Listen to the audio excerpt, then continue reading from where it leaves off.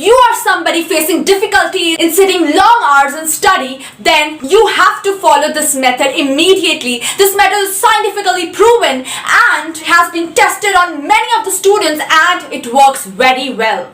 Now, whenever you sit for studying, whatever it may be, for reading or for practicing, you have to set an alarm for 21 minutes, and you need to concentrate and focus on your studies for 21 minutes. As soon as the alarm rings, get up out of your place, walk out from your study room and drink a glass of water, come back, again sit and focus again. Now, gradually increase your alarm timing by 2 to 3 minutes, and you will see that you have trained your biological alarm to work for you. Now you will be able to concentrate on your studies without any distractions, without any disturbances, and you know what, this works very well.